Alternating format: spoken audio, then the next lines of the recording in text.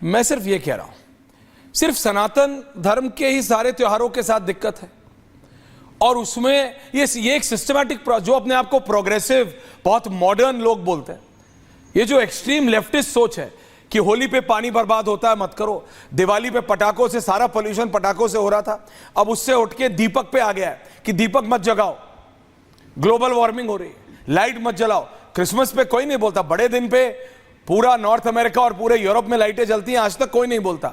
ये भारत के ही और सनातनियों के त्योहारों से ही सबको दिक्कत है। सुधांशु जी, बाबा ने बोला आज कि ये जो सेक्युलर कर रहे हैं ये सब देख रहे हैं। सुधांशु जी, देखिए, सबसे पहले मैं कहना चाहूंगा, दीपावली का यह पर्व है तो हर देशवासी को और हर भारतवासी को और विश्व के सभी लोगों को दीपावली के दीप पर्व की बधाई। और उसके साथ साथ यह भी समझिए कि भारत की वैज्ञानिक सोच कितनी गहरी थी। ये कार्तिक मास की अमावस्या डार्केस्ट नाइट होती है पूरे साल में। क्यों?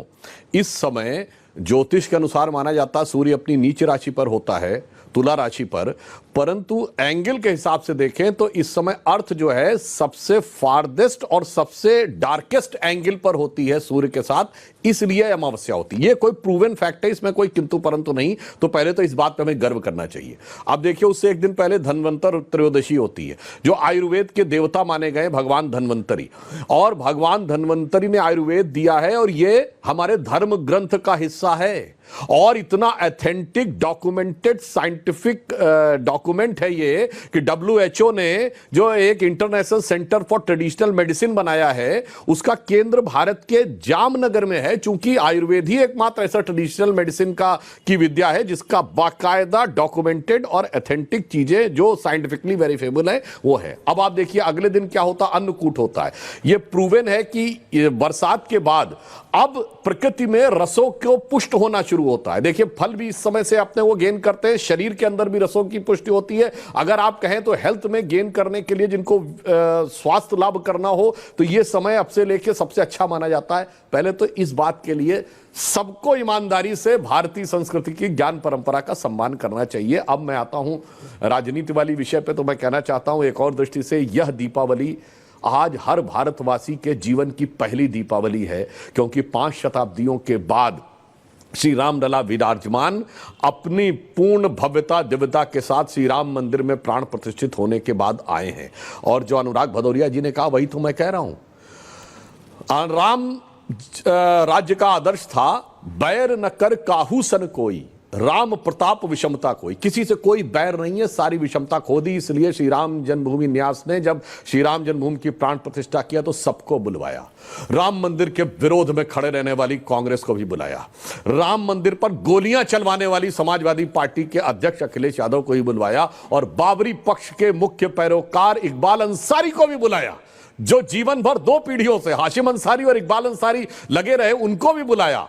यह होती है हिंदू धर्म की उदारता, यानी सबको बुलाया, बैर न कर काहू सन कोई। मगर देखिए, इकबाल अंसारी तो आए, उनका इकबाल बुलंद हो गया, और ये लोग ऐसे अभागे हैं, या आए नहीं वो तो अलग बात है, इन्होंने लिख के दिया कि हम नहीं आएंगे।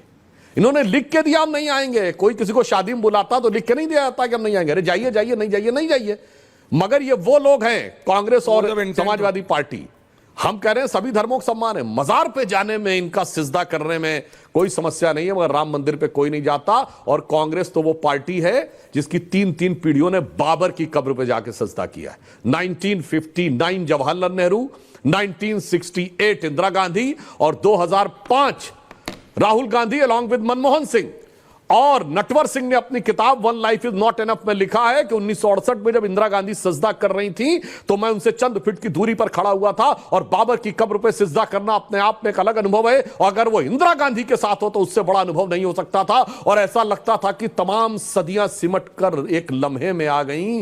उन लोगों को 5 सदियों के बाद यह उठता हुआ दिखाई नहीं पड़ रहा है। इसीलिए मैं सिर्फ एक पंक्ति में कहूंगा, मैं किसी को शब्दशः नहीं कह रहा हूं, इस अंधकार के पर्व में, अंधकार के अवसर पर जो ज्योति का पर्व होता है, इसके बावजूद कुछ लोगों को अंधकार ही दिखता है, जिसके लिए तुलसी ने रामचरितमानस में लिखा है, सहज पाप प्रिय तामस देहा, यानी जिन लोगों की पाप वृत्ति होती है, तामसी वृत्ति होती है, यथा उल्लू कही तम पर नेहा। मैं कैविएट लगा कह रहा हूं, किसी के लिए नहीं कह रहा हूं। जैसे उल्लू की सहज आकर्षण अंधकार की तरफ होती है, उसे प्रकाश दिखता ही नहीं, भागता है तुरंत अंधकार की तरफ। वैसे ही जिन लोगों की नकारात्मक वृत्ति होती है वो सिर्फ अंधकार की तरफ भाग रहे थे। तो हमारे विरोधियों का ये भी, और हमारे दो मौलाना साहब बैठे हुए, तो मैं ये भी कहना चाहूंगा, हजरत निजामुद्दीन औलिया की दरगाह पर भी दिवाली में दीप जलाया जाता है और देवा शरीफ में रंग भी खेला जाता है, मगर अफसोस की बात यह है कि वो प्रकाश इन लोगों को दिखाई नहीं पड़ता। और एक फैक्ट और बता दूं जो आपके बहुत से दर्शकों को नहीं पता होगा,